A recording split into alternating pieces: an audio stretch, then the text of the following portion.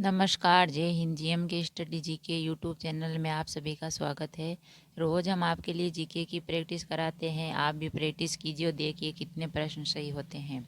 चलो शुरू करते हैं। अभी तक आपने चैनल को सब्सक्राइब नहीं किया है तो प्लीज़ सब्सक्राइब कर लें और प्लीज़ वीडियो को लाइक ज़रूर कीजिए। आज हम आपको भारत की राज्य व्यवस्था के बारे में कुछ महत्वपूर्ण प्रश्नों की जानकारी देंगे। चलते हैं प्रश्न की ओर। हमारा प्रश्न है, रेगुलेटिंग एक्ट 1773 द्वारा सर्वोच्च न्यायालय की स्थापना कहाँ की गई थी? रेगुलेटिंग एक्ट द्वारा 1773 द्वारा सर्वोच्च न्यायालय की स्थापना कहाँ की गई थी? रेगुलेटिंग एक्ट 1773 द्वारा सर्वोच्च न्यायालय की स्थापना कोलकाता में 1774 में की गई थी। कोलकाता में 1774 में की गई थी। आपका अगला प्रश्न है, भारतीयों को भारत के प्रशासन में भाग लेने का अधिकार किस अधिनियम के द्वारा प्राप्त हुआ? भारतीयों को भारत के प्रशासन में भाग लेने का अधिकार किस अधिवेशन में के द्वारा प्राप्त हुआ? भारतीयों को भारत के प्रशासन में भाग लेने का अधिकार चार्टर एक्ट 1833 के द्वारा प्राप्त हुआ था। चार्टर एक्ट 1833 के द्वारा प्राप्त हुआ था। आपका अगला प्रश्न है, केंद्रीय विधानमंडल सर्वप्रथम किस अधिनियम के द्वारा द्विसदनीय बनाया गया? केंद्रीय विधानमंडल सर्वप्रथम किस अधिनियम के द्वारा द्विसदनीय बनाया गया? केंद्रीय विधानमंडल सर्वप्रथम 1919 के भारत शासन अधिनियम के द्वारा द्विसदनीय बनाया गया था। केंद्रीय विधानमंडल सर्वप्रथम 1919 के भारत शासन अधिनियम द्वारा द्विसदनीय बनाया गया था।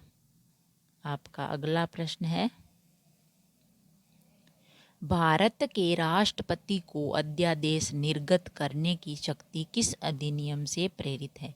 भारत के राष्ट्रपति को अध्यादेश निर्गत करने की शक्ति किस अधिनियम से प्रेरित है?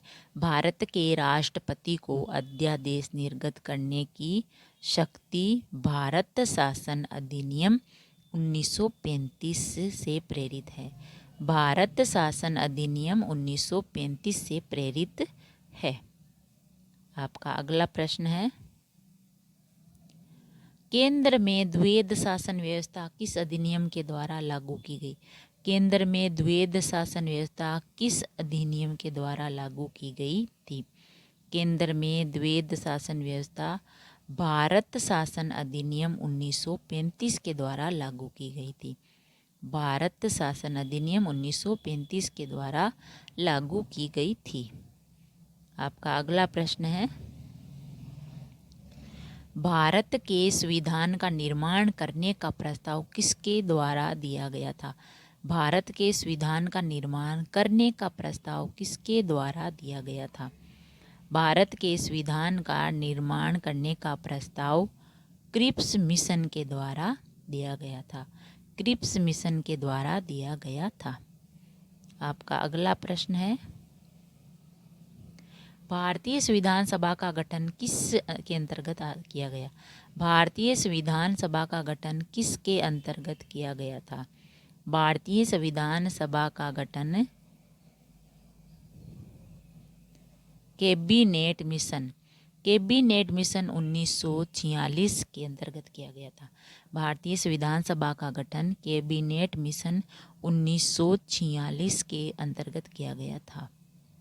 आपका अगला प्रश्न है, भारत की संविधान सभा की पहली बैठक कब हुई थी? भारत की संविधान सभा की पहली बैठक कब हुई थी? भारत की संविधान सभा की पहली बैठक 9 दिसंबर 1946 को हुई थी। भारत की संविधान सभा की पहली बैठक 9 दिसंबर 1946 को हुई थी। आपका अगला प्रश्न है, संविधान सभा का स्थायी अध्यक्ष किसे चुना गया? संविधान सभा का स्थायी अध्यक्ष किसे चुना गया था?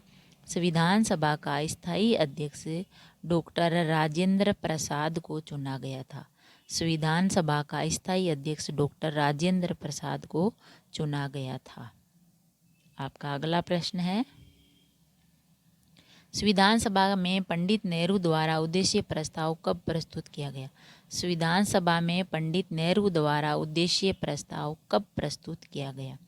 संविधान सभा में पंडित नेहरू द्वारा उद्देश्य प्रस्ताव 13 दिसंबर 1946 को 13 दिसंबर 1946 को प्रस्तुत किया गया था। उद्देश्य प्रस्ताव पंडित नेहरू जी द्वारा।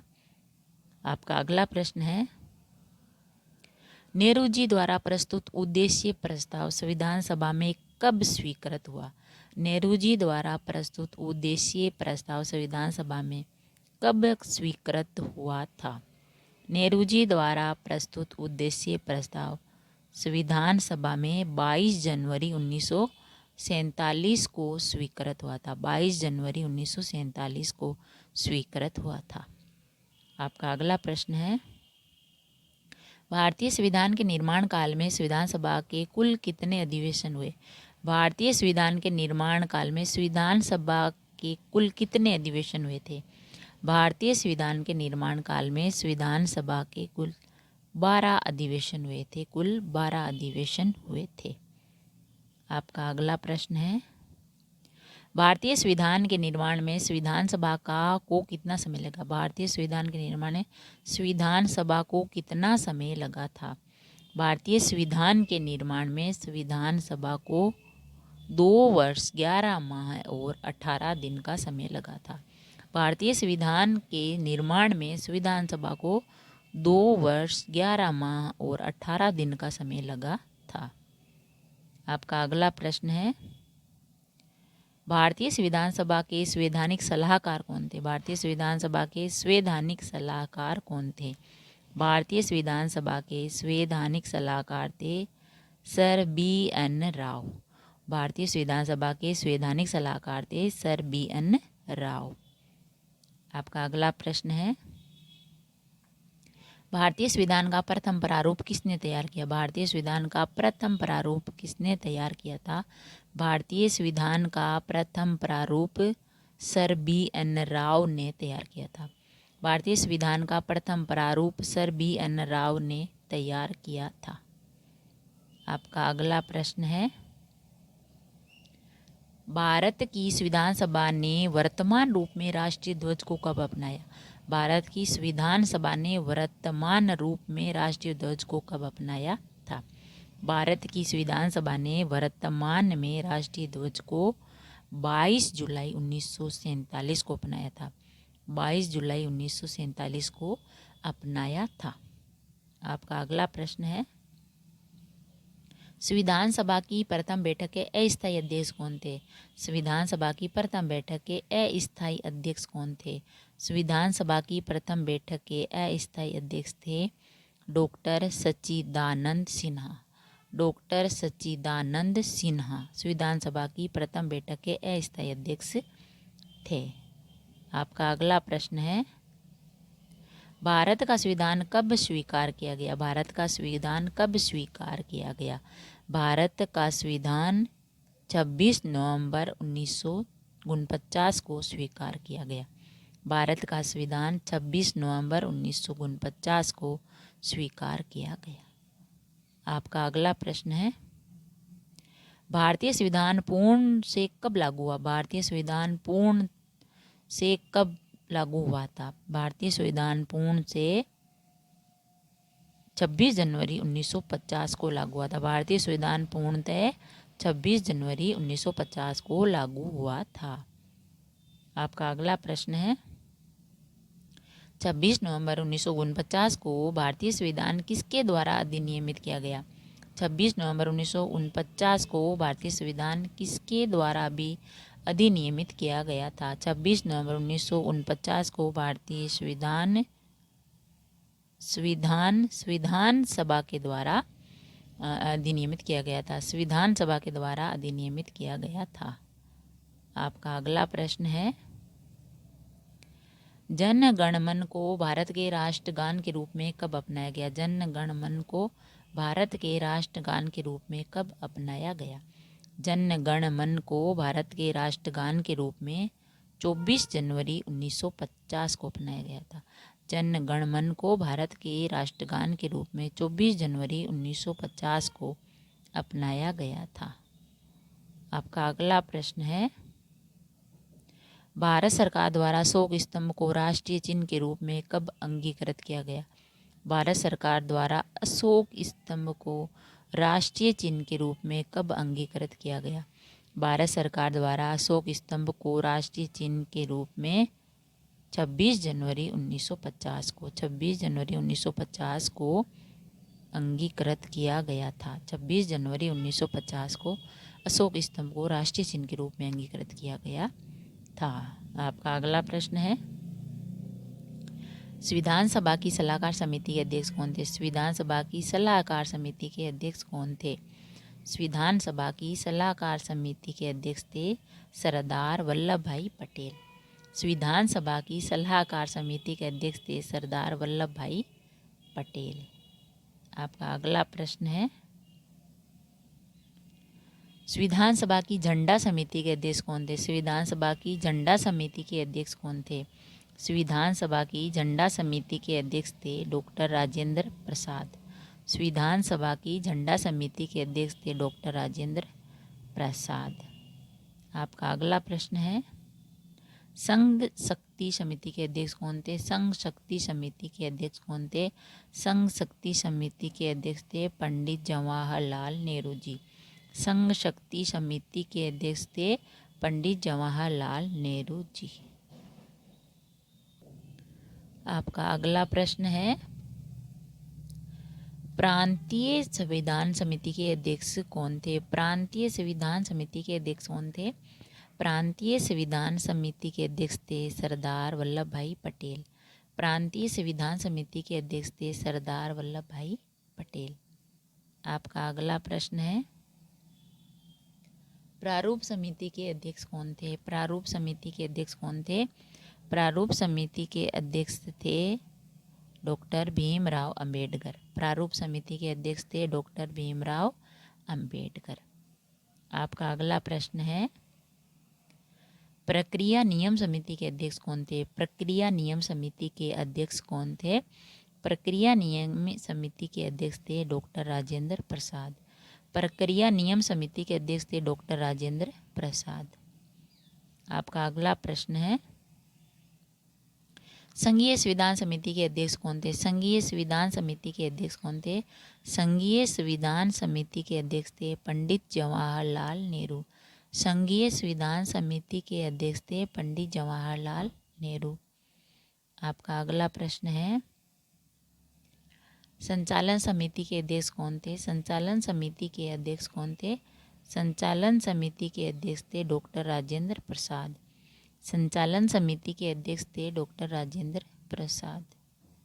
आपका अगला प्रश्न है, संविधान सभा के कार्यों से संबंधित समिति के अध्यक्ष कौन थे? संविधान सभा के कार्यों से संबंधित समिति के अध्यक्ष कौन थे?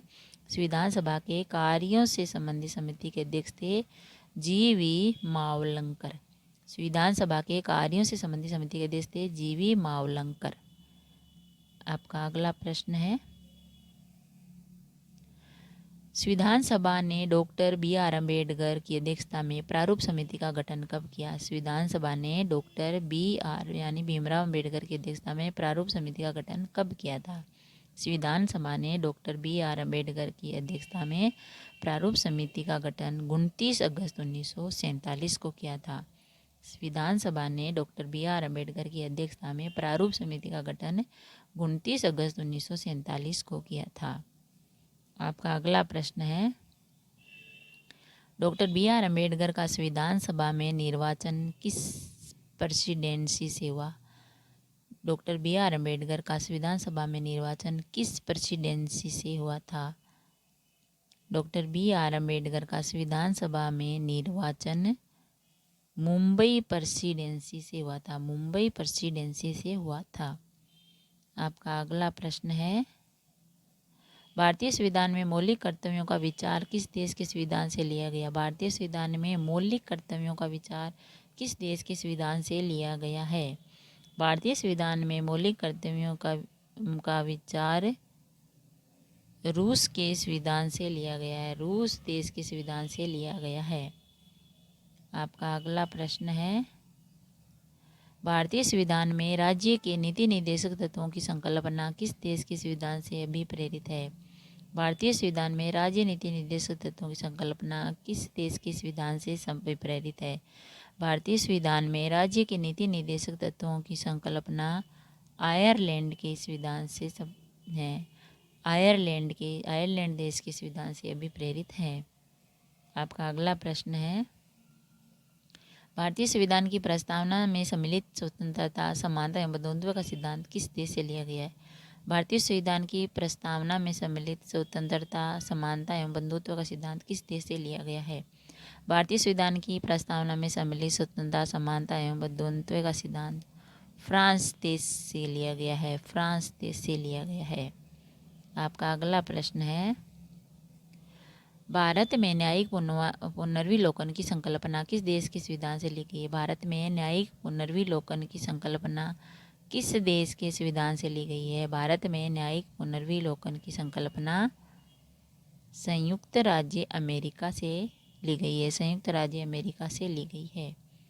आपका अगला प्रश्न है, भारतीय संविधान में संवैधानिक संशोधन का प्रावधान किस देश से लिया गया? भारतीय संविधान में संवैधानिक संशोधन का प्रावधान किस देश से लिया गया है?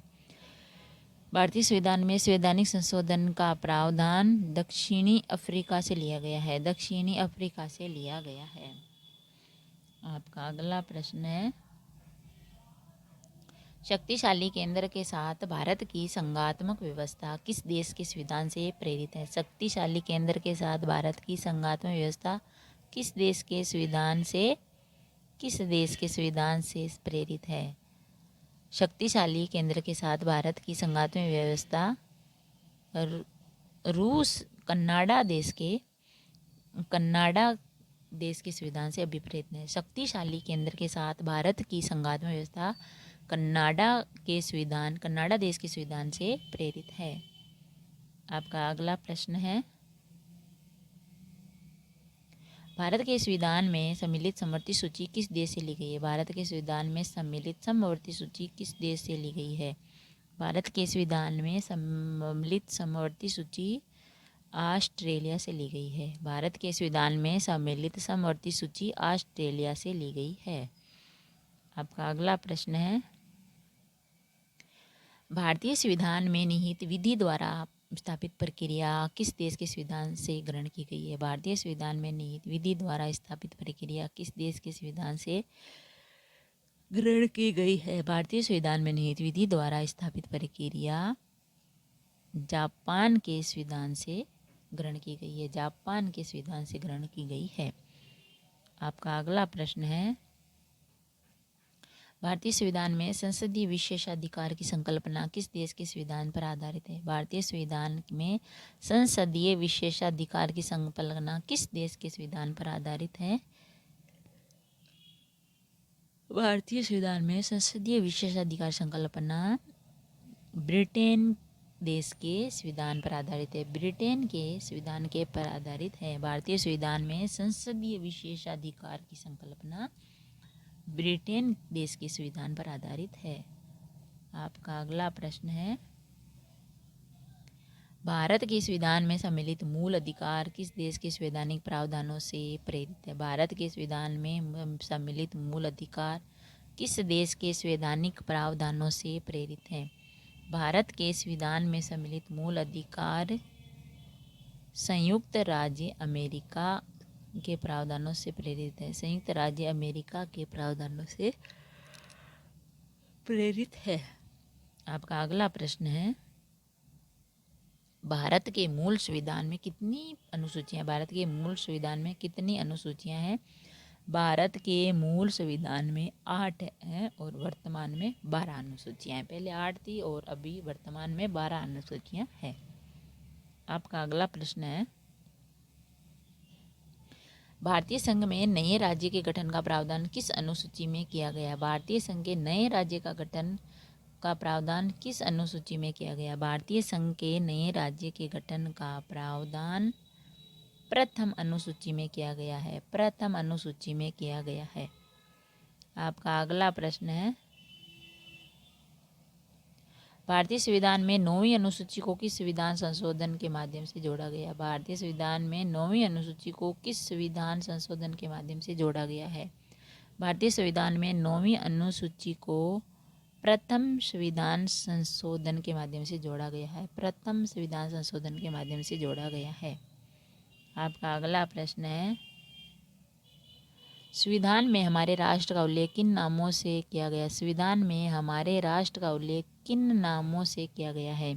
संविधान में हमारे राष्ट्र का उल्लेख इंडिया अर्थात भारत नामों से किया गया है। संविधान में हमारे राष्ट्र का उल्लेख इंडिया और भारत से किया गया है, इंडिया और भारत के नाम से। आपका अगला प्रश्न है, भारतीय संविधान में किस प्रकार की शासन प्रणाली की व्यवस्था की गई है? भारतीय संविधान में किस प्रकार की शासन प्रणाली की व्यवस्था की गई है? भारतीय संविधान में संसदात्मक शासन प्रणाली की व्यवस्था की गई है। भारतीय संविधान में संसदात्मक शासन प्रणाली की व्यवस्था की गई है। आपका अगला प्रश्न है, अध्यक्षात्मक शासन प्रणाली का आधारभूत तत्व क्या? अध्यक्षात्मक शासन प्रणाली का आधारभूत तत्व क्या है? अध्यक्षात्मक शासन प्रणाली का आधारभूत तत्व है एकल नागरिकता, एकल नागरिकता। आपका अगला प्रश्न है, भारत की संसदीय शासन प्रणाली एवं ब्रिटेन की संसदीय शासन प्रणाली के मध्य अंतर का मुख्य बिंदु कौन सा है? भारत की संसदीय शासन प्रणाली एवं ब्रिटेन की संसद शासन प्रणाली के मध्य का मुख्य बिंदु कौन सा है? तो भारत की संसदीय प्रणाली एवं ब्रिटेन की संसदीय प्रणाली के बीच का बिंदु है न्यायिक समीक्षा, न्यायिक समीक्षा का मुख्य बिंदु अंतर है। आपका अगला प्रश्न है, नीति निर्देशक तत्व का मूल अधिकार को संविधान की आत्मा किसने कहा? नीति निर्देशक तत्व तथा मूल अधिकारों को संविधान की आत्मा किसने कहा है? नीति निर्देशक तत्व तथा मूल अधिकारों को संविधान की आत्मा ग्रेनविल ऑस्टिन ने कहा है, ग्रेनविल ऑस्टिन ने कहा है। नीति निर्देशक तत्व एवं मूल अधिकारों को संविधान की आत्मा ग्रेनविल ऑस्टिन ने कहा है। आपका अगला प्रश्न है, मूल संविधान में कुल कितने अनुच्छेद और कितनी अनुसूचियां? मूल संविधान में कुल कितने अनुच्छेद और कितनी अनुसूचियां थी? मूल संविधान में 395 अनुच्छेद और 8 अनुसूचियां थी। मूल संविधान में कुल 395 अनुच्छेद और 8 अनुसूचियां थी। आपका अगला प्रश्न है, सर्वप्रथम कांग्रेस के किस अधिवेशन में जन गण मन गाया गया? सबसे पहले कांग्रेस के किस अधिवेशन में जन गण मन गाया गया था? सर्वप्रथम कांग्रेस के कोलकाता अधिवेशन 1911 में जन गण मन गाया गया था। सर्वप्रथम कांग्रेस के कोलकाता अधिवेशन 1911 में जन गण मन गाया गया था। आपका अगला प्रश्न है, राष्ट्रगान के गायन का मानक समय कितना? राष्ट्रगान के गाने का मानक समय कितना है? राष्ट्रगान के गायन का मानक समय है 52 सेकेंड। राष्ट्रगान के गायन का मानक समय है 52 सेकेंड। आपका अगला प्रश्न है, भारत अर्ध संघात्मक राज्य ये किसने कहा था? भारत अर्ध संघात्मक राज्य ये किसने कहा था? भारत अर्ध संघात्मक राज्य है यह के.सी. वहीयर ने कहा था, के.सी. वहीयर ने कहा था भारत अर्ध संघात्मक राज्य है। आपका अगला प्रश्न है, भारतीय संविधान के वृद्ध होने का क्या कारण है? भारतीय संविधान के वृद्ध होने का क्या कारण है? भारतीय संविधान के वृद्ध होने का कारण है संघ तथा राज्यों का एकल संविधान।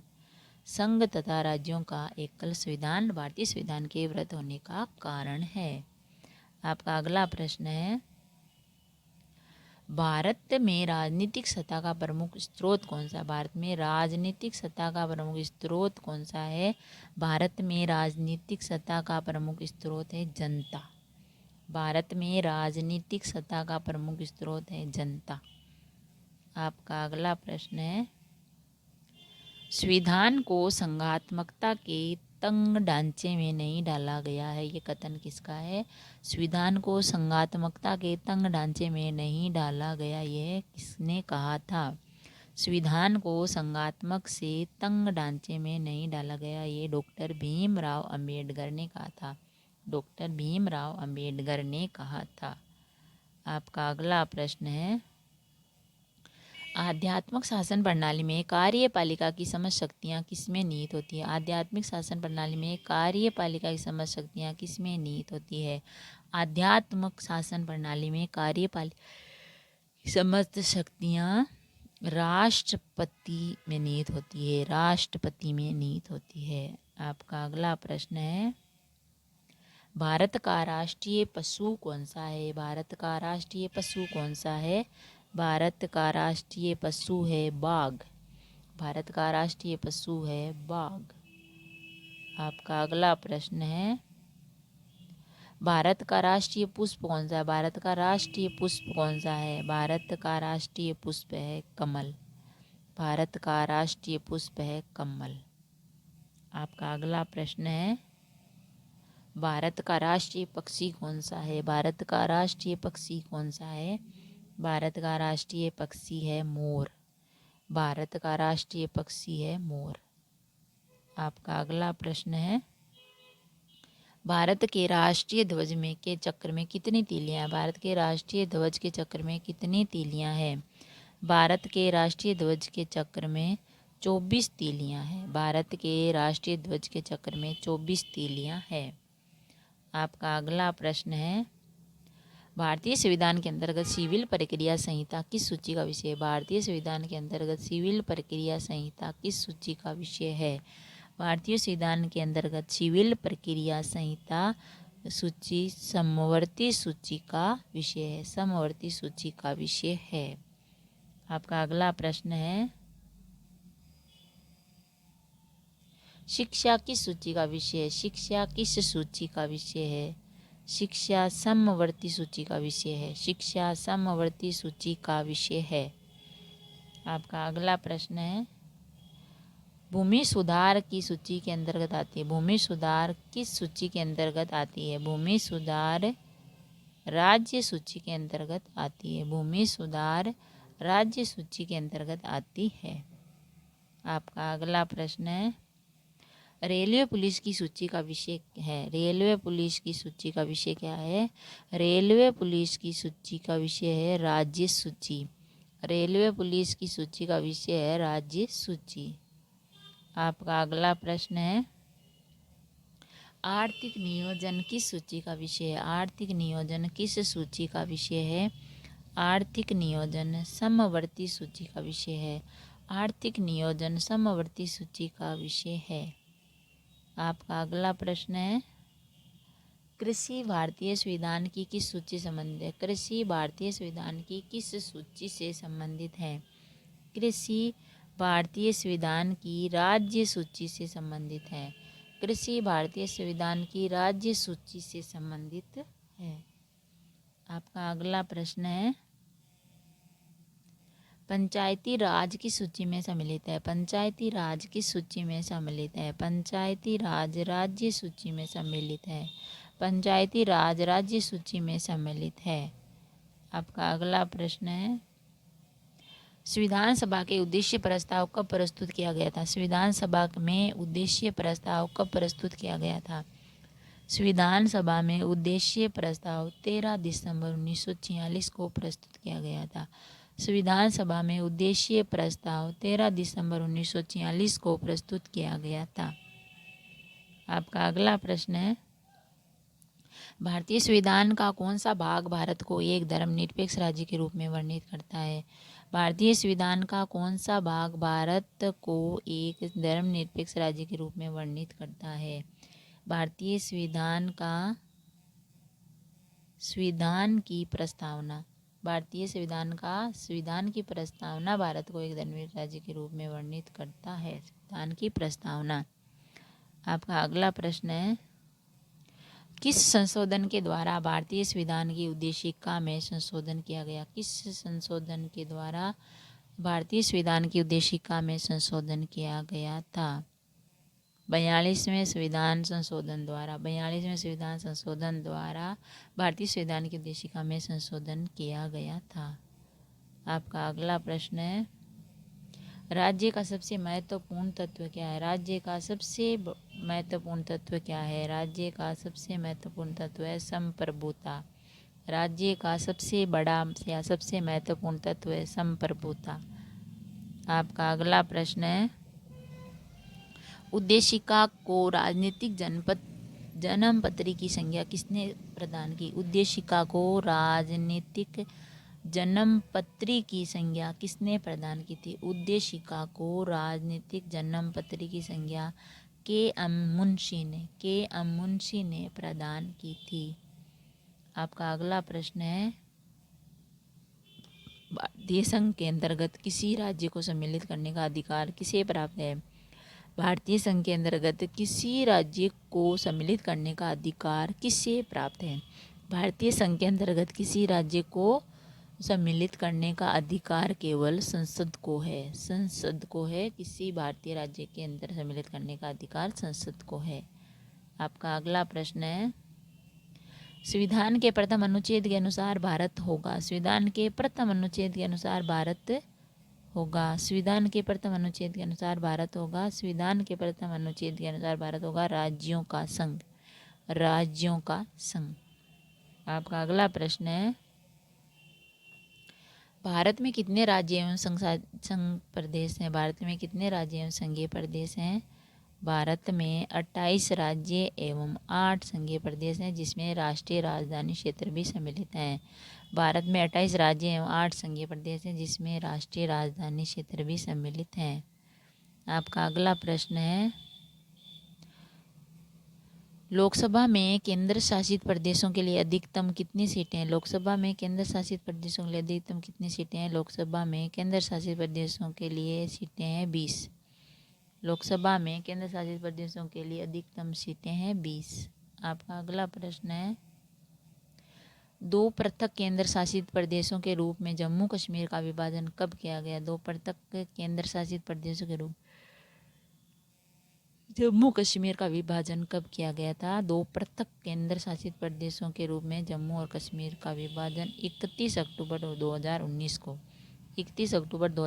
को किया गया था विभाजन। आपका अगला प्रश्न है, नए राज्य के गठन की शक्ति किसे प्राप्त है? नए राज्य के गठन की शक्ति किसे प्राप्त है? नए राज्य के गठन की शक्ति प्राप्त है संसद को। नए राज्य के गठन की शक्ति प्राप्त है संसद को।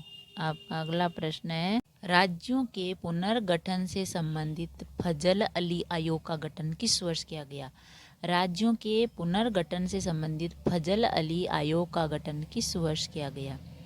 राज्यों के पुनर्गठन से संबंधित फजल आयोग का गठन वर्ष 1953 में किया गया था। वर्ष 1953 में किया गया था। आपका अगला प्रश्न है, भाषाई आधार पर भारत में सर्वप्रथम किस राज्य का गठन किया गया? भाषाई आधार पर भारत में सबसे पहले किस राज्य का गठन किया गया था? भाषाई आधार पर भारत में सर्वप्रथम आंध्र प्रदेश राज्य का गठन किया गया था। भाषाई आधार पर भारत में सर्वप्रथम आंध्र प्रदेश राज्य का गठन किया गया था। आपका अगला प्रश्न है, भारत में केंद्र शासित प्रदेशों का प्रशासन किसके द्वारा किया गया? भारत में केंद्र शासित प्रदेशों का प्रशासन किसके द्वारा किया गया जाता है? भारत में केंद्र शासित प्रदेशों का प्रशासन राष्ट्रपति द्वारा किया जाता है।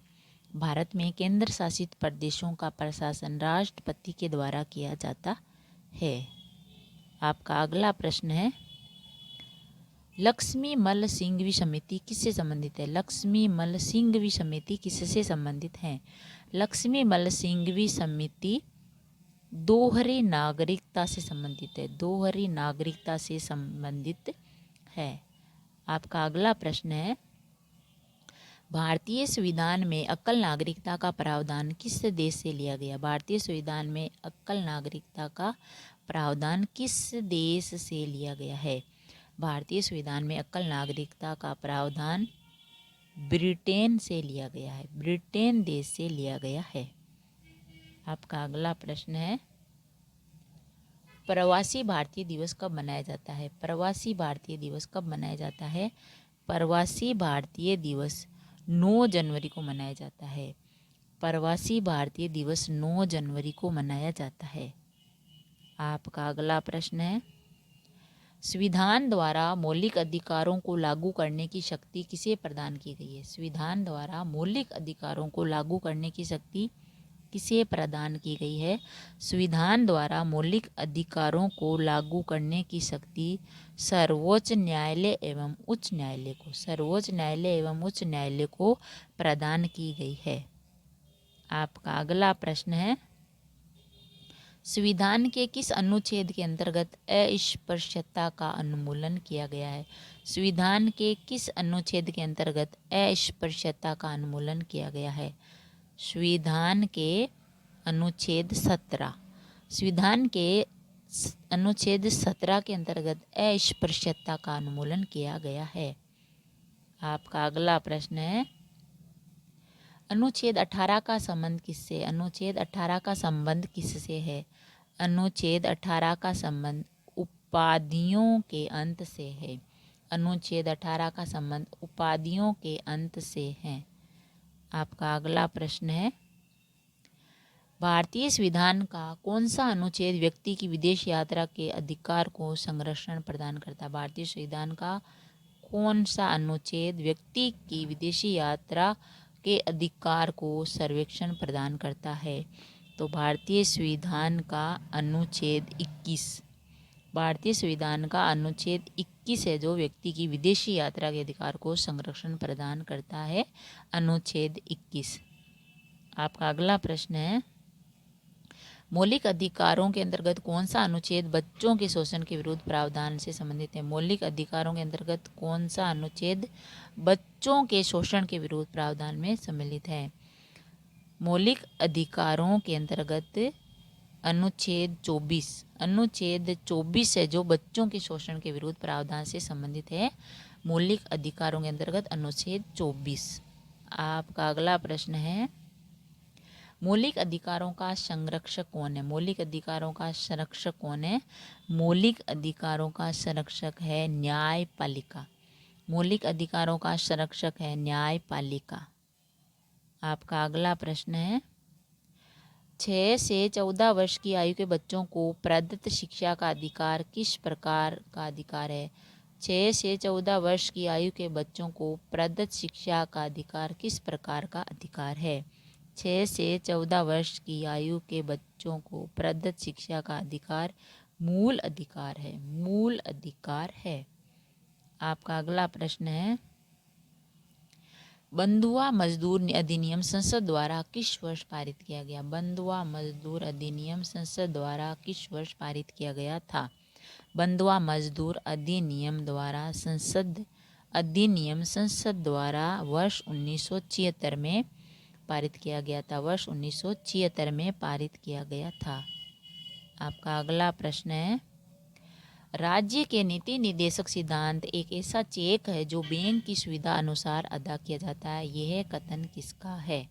राज्य के नीति निर्देशक सिद्धांत एक ऐसा चेक है जो बैंक की सुविधा अनुसार अदा किया जाता है, यह कथन किसका है? यह कथन है के.टी. शाह का। के.टी. शाह का ये कथन है। आपका अगला प्रश्न है, किस देश के इस संवैधानिक प्रावधानों से प्रभावित होकर भारतीय संविधान के मूल कर्तव्य को सम्मिलित किया गया था? किस देश के इस संवैधानिक प्रावधान से प्रभावित होकर भारतीय संविधान के मूल कर्तव्यों को सम्मिलित किया गया था? तो पूर्व सोवियत संघ के इस संवैधानिक प्रावधान से प्रभावित होकर भारतीय संविधान के मूल कर्तव्यों को सम्मिलित किया गया था, पूर्व सोवियत संघ देश से। आपका अगला प्रश्न है, भारतीय संविधान के मूल कर्तव्य को किस समिति की अनुशंसा पर शामिल किया गया? भारतीय संविधान के मूल कर्तव्य को किस समिति के अनुशंसा पर शामिल किए गए थे? भारतीय संविधान में मूल कर्तव्य सरदार स्वर्ण सिंह समिति के तहत, सरदार स्वर्ण सिंह समिति के अनुशंसा पर शामिल किए गए थे। आपका अगला प्रश्न है, भारतीय संविधान में 11वें मूल कर्तव्य को किस संशोधन द्वारा जोड़ा गया? भारतीय संविधान में 11वें मूल कर्तव्य को किस संशोधन द्वारा जोड़ा गया था? भारतीय संविधान में 11वें मूल कर्तव्य को 86वें संविधान संशोधन 2002 से जोड़ा गया। 86वें संविधान संशोधन 2002 से जोड़ा गया। 11वें मूल कर्तव्य को 86वें संविधान संशोधन द्वारा 2002 में जोड़ा गया। आपका अगला प्रश्न है, मूल कर्तव्यों को मूलतः किन दो वर्गों में रखा जाता है? मूल कर्तव्यों को मुख्यतः किन दो वर्गों में रखा जाता है? मूल कर्तव्यों को मुख्यतः नैतिक कर्तव्य तथा नागरिक कर्तव्य में रखा जाता है। मूल कर्तव्यों को मुख्यतः दो वर्गों में नैतिक कर्तव्य तथा नागरिक कर्तव्य में रखा जाता है। अगर वीडियो अच्छा लगा तो लाइक और शेयर ज़रूर करें। ऐसे ही और वीडियो देखने के लिए चैनल को सब्सक्राइब करें। थैंक यू, धन्यवाद।